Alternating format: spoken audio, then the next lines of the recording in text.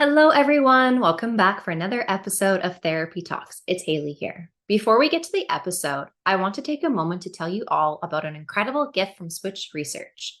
Click the link in the description of this episode to gain free lifetime access to the Self Love Masterclass. You get access to introspective journaling prompts that accompany the daily lessons and over 20 hours of guided journaling sessions by a licensed therapist. Plus, you get a digital version of the self-love journal to use in conjunction with the video series. So don't forget to claim your free gifts today. On the episode today, we have Brittany Baker joining us to talk about vulnerability, her information around relationship OCD, as well as the therapy ERP, exposure and response prevention therapy. I hope you find this information on this episode today helpful.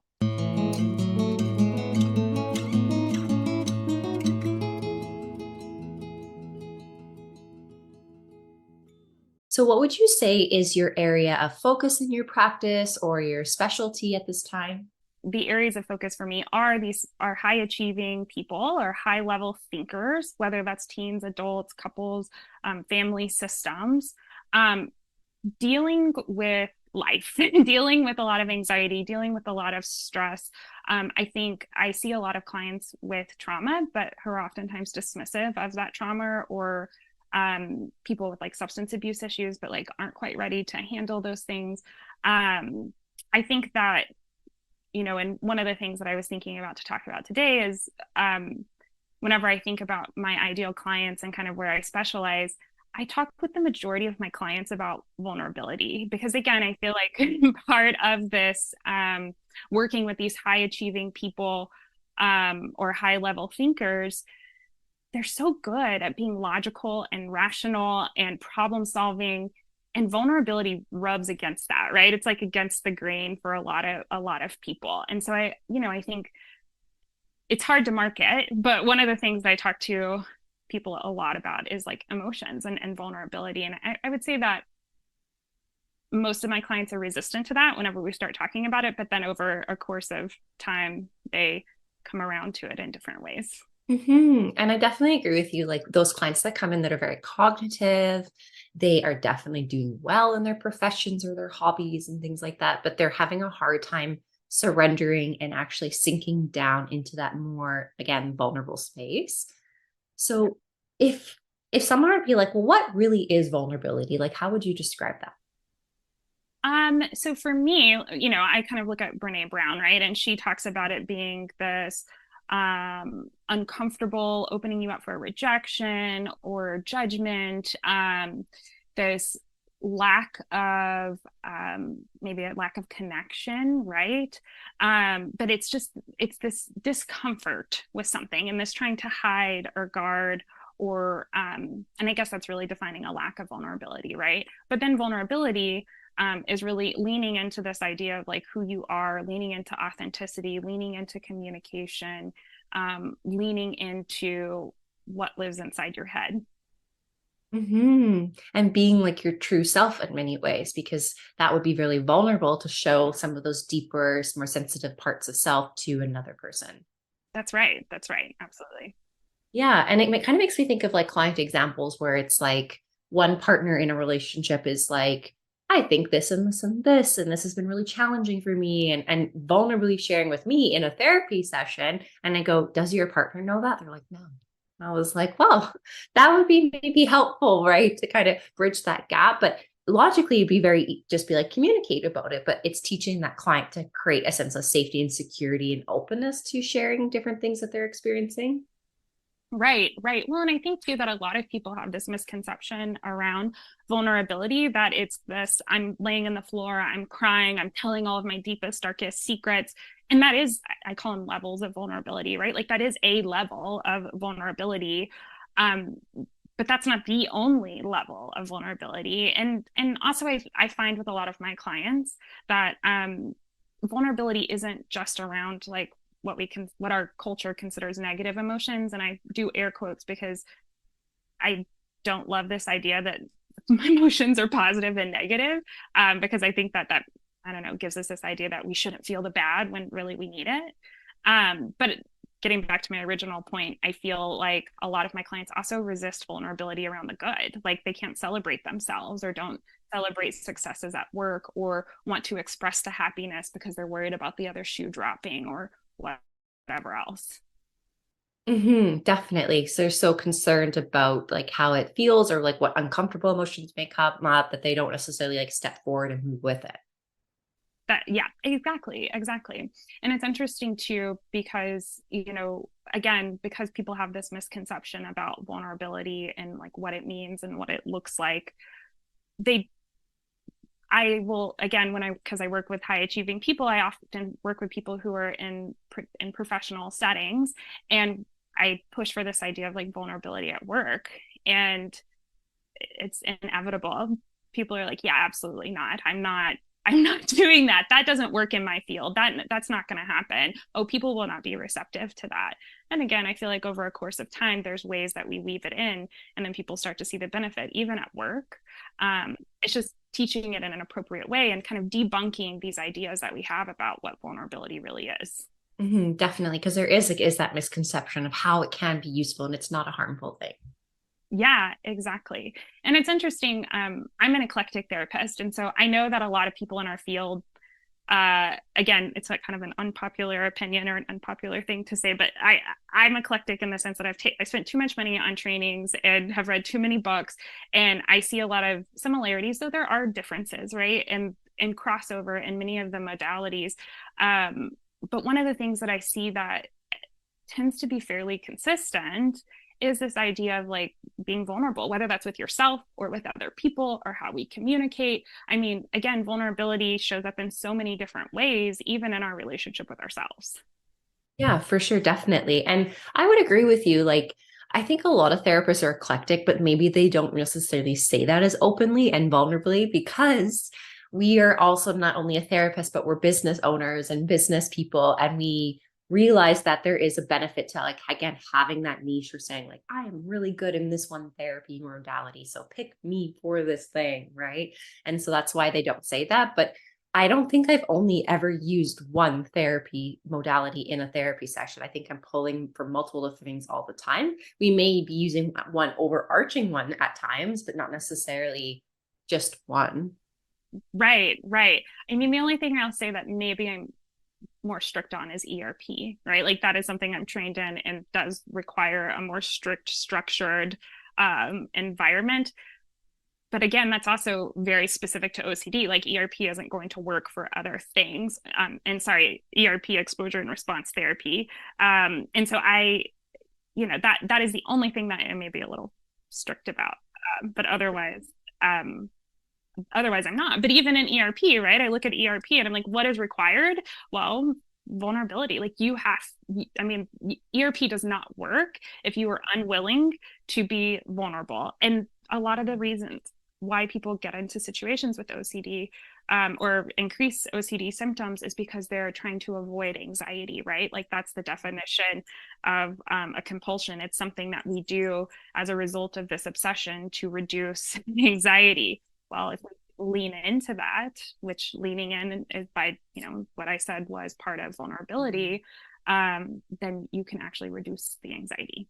Yeah. And if you don't mind, I always hear so many misconceptions around OCD. So do you mind just like reiterating that lovely definition you shared about what compulsions and obsessions are and how they are interacting? Yeah. So, an obsession can be a thought or an image. Sometimes it can be like a song or like something that feels, more verbal in your mind. But it is something that your brain has latched onto that we put a lot of importance on. And it doesn't always align most of the time. It doesn't align with who we are as individuals. So it doesn't feel like it fits our value set or our morals. Sometimes it is hard. Like insight can vary for clients.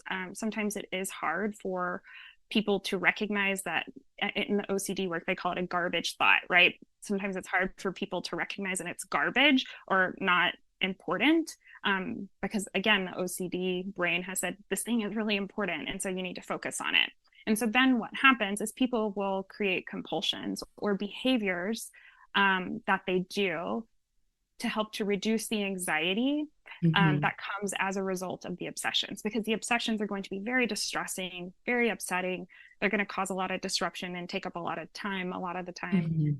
Mm-hmm. And then the compulsions happen to try to reduce the anxiety that's associated with that obsession. Sometimes the Okay. compulsions make sense, sometimes they don't. Okay. Can we maybe use an example just to see that? Because it's like the obsession is very much fixated, and then there's fear around that fixation of that thing. And then the compulsion is trying to bring down the fear, anxiety of that obsession. Right, right. So I'll use an example from like okay, so like relationship OCD, I think is a hotter term that people are talking about nowadays. You see it a lot on Instagram and TikTok. And so like a relationship OCD obsession might be am I in love with my boyfriend, right? And so then that thought is really distressing and really upsetting, because the individual is like, but I am in love, why am I thinking this, or am I really not, and makes them second guess themselves. um and we're going to go with the idea that this person really is in love with this individual and this is a garbage thought. So then the compulsion would be something like asking for reassurance from a friend or from a parent or even from a therapist, right? Being like, I had this thought that maybe I'm not in love.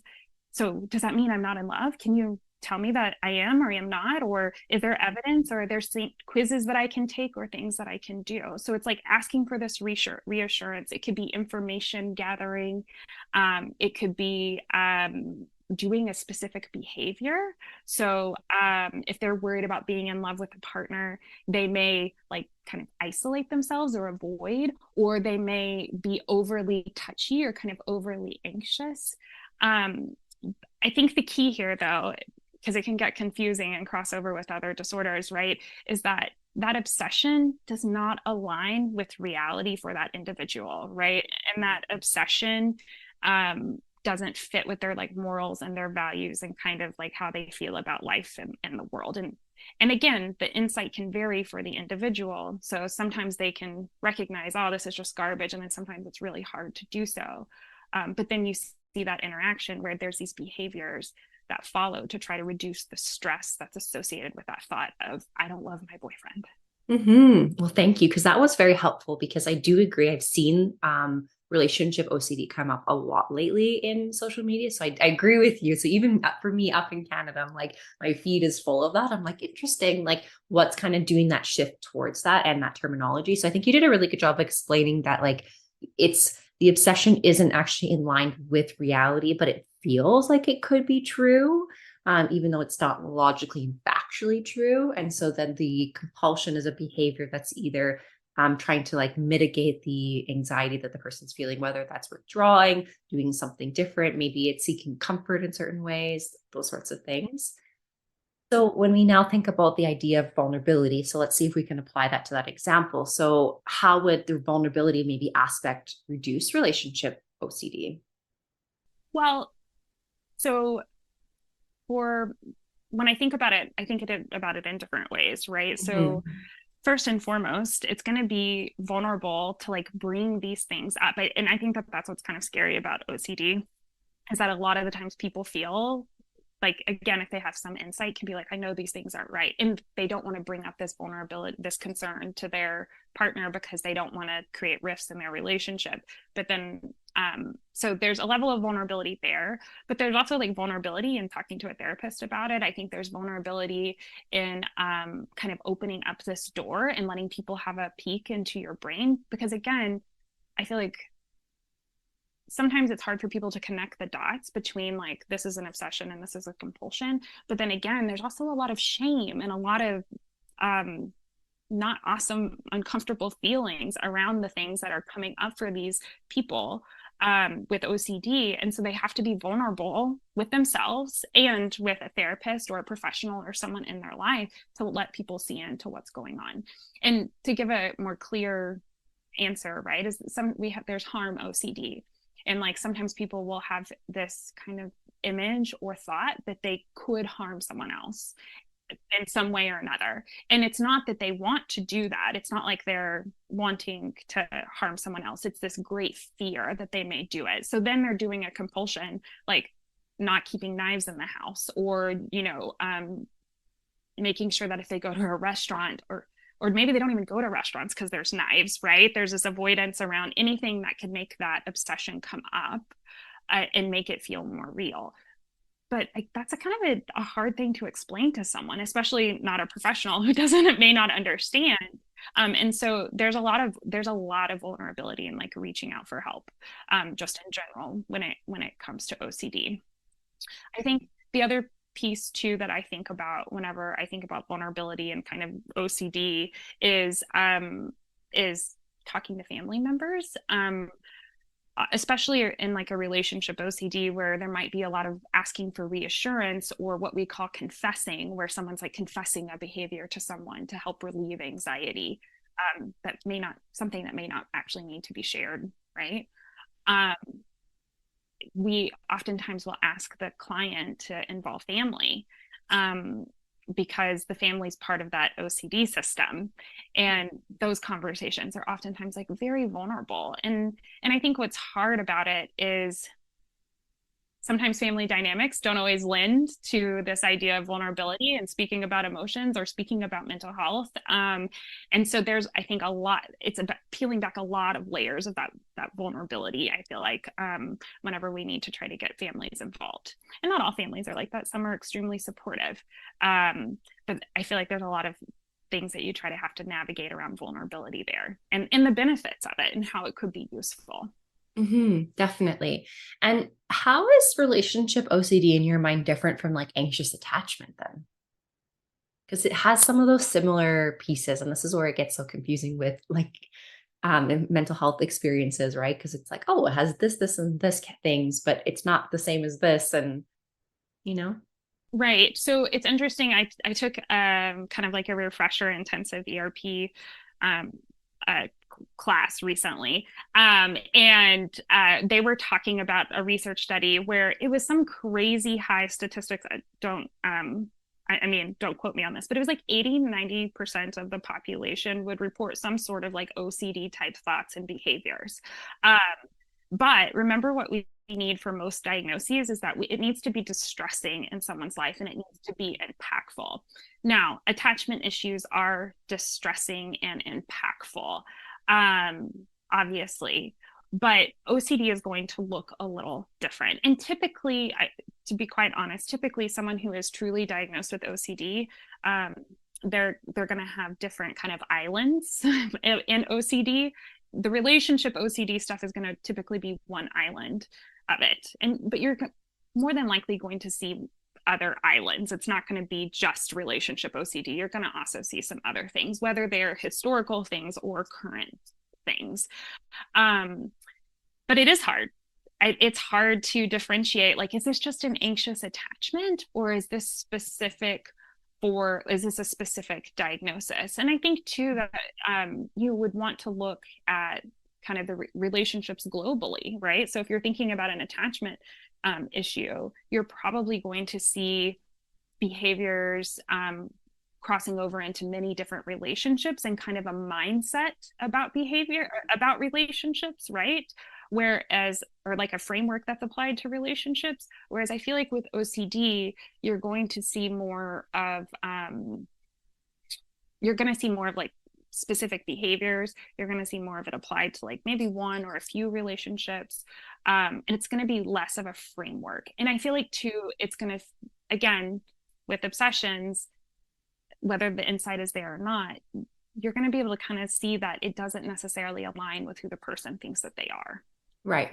Definitely. And the reason I had just asked that is because in anxious attachment, often the anxiously attached person is seeking that reassurance, which could be seen as that compulsion behavior, right? But then anxious attachment's more like trying to make sure they feel secure. So they're doing things to feel like that sense of security and closeness.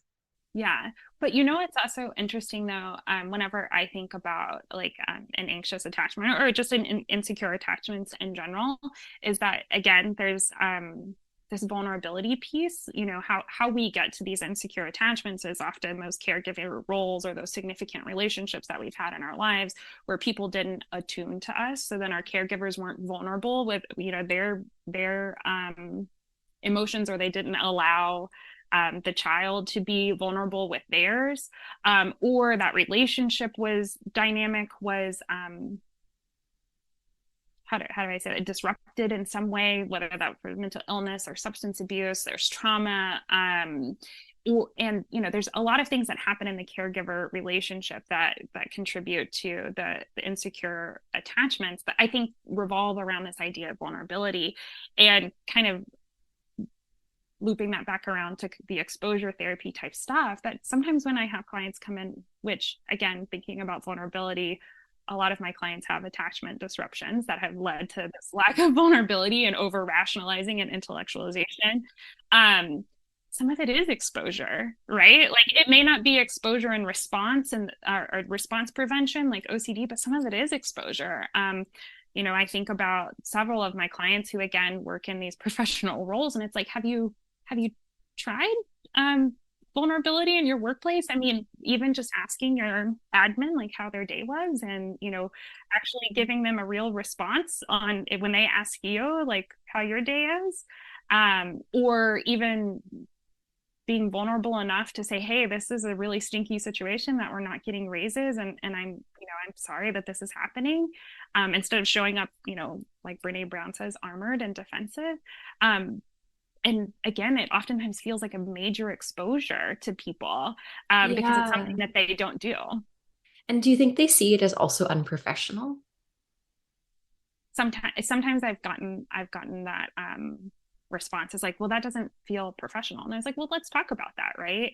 And figure out what does feel professional, because I am of the belief that we can be our authentic and true selves and be vulnerable, again, in different levels, in different settings where it's appropriate. And I joke and I say, like, if you go to the gym, you're going to throw on your athletic jacket, and you're going to wear that to the gym and then maybe go run your errands or whatever else. But you're still you in that jacket. But if you go to work, then you go and put on the suit coat or suit coat and go to your board meeting. But you're still you, and you still show up as you. Whereas what I find a lot of the times is the clients don't show up as them in these different settings. They put on a different set of clothes and turn into a different person. And then they end up feeling exhausted and unfulfilled and purposeless and all of these things. And they lack connection in one of the spaces where they spend so much of their time. And I think it all comes back to this idea of like, well, vulnerability and being yourself and being authentic, but doing so in like appropriate ways. Yeah, for sure. Definitely. So I'd love to hear more then how we would apply, or how you would apply rather, ERP to OCD or relationship OCD. How do you, so ERP again is a pretty manualized therapy. So you do a pretty intensive evaluation of kind of what's really going on. And so you're assessing for these different islands of obsessive compulsive disorder, and looking and making sure that it's described sometimes as like a cancer, right? If you find a tumor, you want to make sure that you get all of the tumor out. You don't want to live bits and pieces because it'll grow, right? And so you would do a pretty detailed assessment, and sort through it, but then you create a hierarchy. So you work with the client and you look at their different obsessions, and compulsions, and sort through like, well, what is the most distressing, and what is the least distressing. And then you guys kind of pick a place to start on that hierarchy, and you start exposing the client to the things that they fear. Now there's two pieces of it, right? So there's the exposure piece and the response prevention. For the response prevention, you're looking at the compulsions and you're saying like, okay, from this day forward, we're not doing these things anymore to the best of our ability, right? So you're going to just try to stop doing the compulsions, right? And then on top of that, you're doing the exposure piece. And the exposure piece is kind of fun and interesting. I feel like you get to put on a different hat as a therapist and be really creative and dynamic within this structured therapy. But the point of the exposure is to really push the boundaries of the anxiety and purposefully invoke intensity to show people that they can tolerate it. And that though these things feel really scary, that you can manage it and you can tolerate it.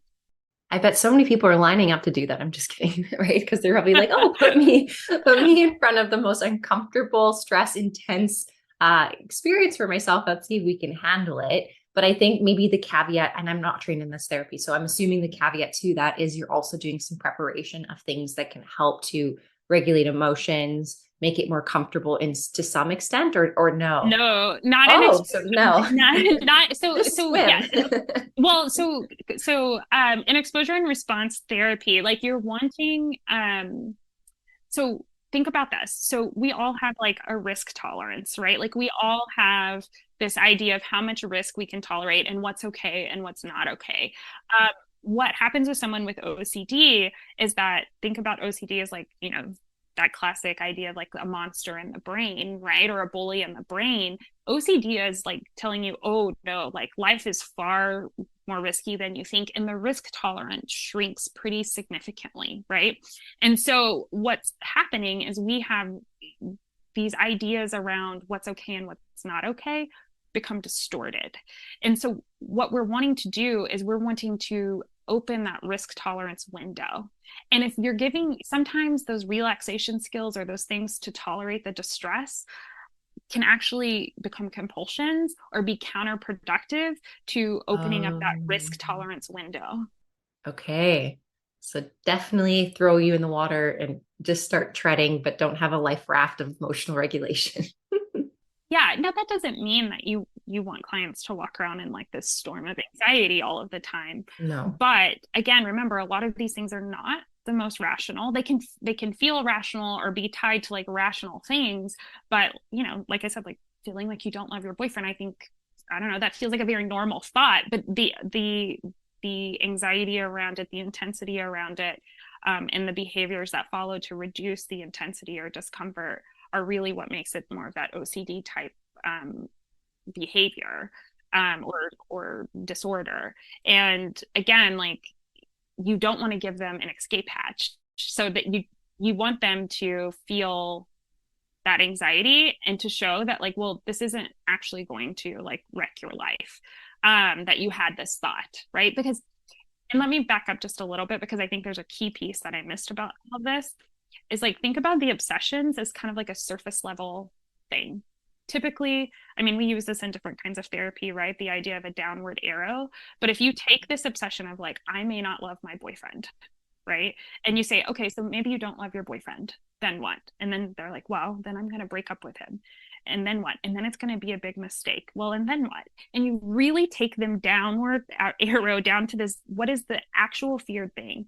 And the feared consequence can be many, many different things. One client that I have in my mind though, like the feared consequence is like, I'm going to live this meaningless and purposeless life because I broke up with this person that I really care about and I'm never going to find anyone and I'm never going to feel fulfilled like and connected to people ever again. Right. Mm-hmm. And so in ERP, like you're trying to kind of debunk these surface, expose them to these surface level things at a high intensity to show like it's okay to be uncertain about these things. I can't tell you if you're going to live a meaningless life, but you having this thought probably isn't going to lead there. Yeah, for sure. So it's really trying to actually narrow it down to like what the root of it is as well. And so I like that example because it really helps conceptualize it. So how is this type of therapy different than something like systematic desensitization? I think that it's a little bit different. I mean, again, there's crossover, but I think it's a little bit different because of like the response prevention. But I mean, in essence, we are doing desensitization, Mm-hmm. right? But again, I think it's more in the process and like how you do it, and the kind of some of the theoretical backings that back the desensitization are also theoretical backings that back the ERP. Mm-hmm. And my understanding is systematic desensitization would actually encourage some emotional regulation strategies to help make that fear that they're facing more manageable. And I can see why, as you're talking, because it's not OCD isn't something that I have specifically training in. I'm more of the EMDR trauma, kind of that area. And so I can see why you would need that more specialized training, because you wouldn't want to unintentionally create another compulsion. Right. Well, and like I said, Yeah. as a therapist, you don't want to become part of the issue. Because again, sometimes those compulsions can be covert or overt. So sometimes they're going to be things that you see, like people washing their hands or people checking things or whatever else. But sometimes it's internal. And what I mean by that is that, like, I think sometimes around social media nowadays, people get some obsessive thoughts about, like, oh, am I going to accidentally post something, or someone, am I going to, with the cancel culture, right? Am I going to be canceled because of something I posted when I was in sixth grade, right? And they will obsess about it. So then what they're doing is, in their head, they may be recounting every post that they made. And it could be a physical behavior that they're doing, something you could see, but it also can be like this rumination that's happening internally too. Or it can be phrases that people say to themselves, or kind of giving themselves reassurance. And so, it's hard because, yes, as a therapist, you don't want to be a part of that system. And you also want to be able to try to call some of that out. And I always say that I feel like OCD can be really sneaky, and especially when it's internal compulsions, because it's like they become automatic and people just do them and don't realize that they're doing them until it's already done. Right. So that's like why increased awareness is really helpful to really understand like what is happening in that flow of it all, and then really kind of helping them to move away from those behaviors that are unhelpful. Mm-hmm. Right. Hmm. So fascinating. I'm learning so much. Thank you. Mhm. Yeah, I didn't really understand the way that like relationship anxiety or relationship OCD was kind of like interacting, and how the behaviors were reinforcing it, or how it can create its own little spiral from that. Mm-hmm.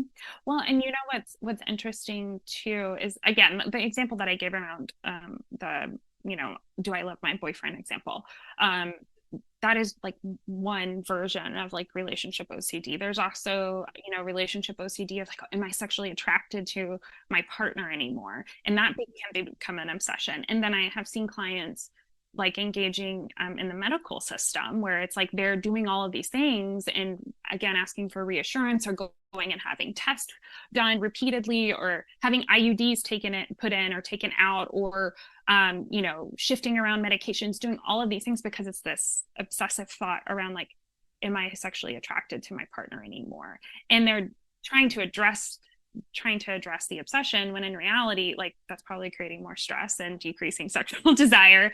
And it's probably just more of an OCD type behavior or thought, versus they really aren't sexually attracted. And also, it's kind of, some of these things get a little convoluted, because when you're in a relationship for a while, right? I think Yeah. it's a pretty common course that, you're not in the honeymoon phase anymore. So maybe it does feel like sexual desire has decreased. And so if you don't have good training in something like ERP, then as a therapist, you then become part of the system and will be reassuring, like, oh, that's a natural course of a relationship. When from an ERP perspective, you'd be like, yeah, I don't know. Or maybe this is just OCD talking to you, right? Yeah, that would be really challenging, because in my gut, I would want to normalize someone's experience so that they're not panicking over it. Because in my mind, my bias, logically, it would be reasonable to lose attraction to your partner over time, right? Because attraction is basically just like that sexual piece, but doesn't mean that you can't care about your partner or enjoy spending time with them, but you just may not be as interested in that part of the relationship to that extent. Mm-hmm. Right, right. Um, so yeah, I feel like I jumped around a little bit, but I think that, it can get very convoluted, and without decent training and consultation, and especially around some of the stuff that is not unreasonable, right? Like, there's Mhm. other kinds of common OCD things, like thinking you ran over someone and then having to go back and check. Like, I know it may not sound common to people, but this is a pretty common OCD type behavior. Like, that feels like less real sometimes, right? Like, that feels less realistic. Whereas, like, feeling not sexually attracted to your partner, like, that does feel realistic and probably is real for plenty of people. But again, I think it comes back to, um, what are the things that are following that, and what are you doing as a result of that, like that thought. Because someone with OCD would take what you're saying and be like, oh yeah, normalize whatever. You're right. Like people lose desire over time, but then they're gonna 15 minutes later be like, yeah, but I'm really nervous about this. I'm really, because the compulsion never actually brings the Um, anxiety back down to zero. right. It just kind of placates it a bit. Hmm. Um, so let's just also clarify this misconception that cleanliness isn't only OCD. I just want to also throw that in there because I think that also happens a lot. People are like, I'm so OCD because I'm cleaning all the time and I like a certain level of hygiene, but it's only if there is the obsession and therefore the compulsion that makes it the OCD. Like you're allowed to be a clean person and have tidiness and orderliness in your life. So let's also just throw that out there. Right, right. Well, and again, I think we all agree on this that none of us love the DSM or like, I've listened to other podcasts and there's lots of clinicians that talk about like diagnosis and stuff. But there is one thing that I do think is fair to point out. So if you're going to diagnose someone with OCD or actually say you have OCD, like it really needs to be distressing and have a significant impact on your life, right? To diagnose someone. I feel like I have a bedtime routine, right? And I do feel a little strange if I don't do that bedtime routine. However, I'm not going to stay up all night and think about it. Like I'm going to be able to go to bed, right? And it's not going to be so distressing to me that I can't move on throughout my day. Or I think another example that was used recently in the training that I did, they talked about someone who rides in a cab and always feels like their phone is going to fall out. So then when they get out of the cab, they go, oh, I may have lost my phone, and check their pockets. But then they go on to the office and move on. And then they only ride in a cab once a month. Like that's Yeah, probably not going to be super impactful and distressing for in your life. sure. You're just going to move on from it. Right. But if you're going back to your house every morning because you think that you forgot to unplug your hair straightener or your curling iron every single morning, then we could say that was quite distressing and it's causing a significant impact on your morning life and routine. Yeah, yeah. Or if you don't pick up the animal hair that, you can't leave your house and you have to, bleach everything. These are things that would be like, oh, that seems unusual. Like on a scale from 1 to 10 or 1 to 100, how distressing is this for you? Definitely. So I'm glad that we also added that clarification in for everyone because I think that we throw that language around really nonchalant and we need to understand like how that differs, right? So that's really helpful.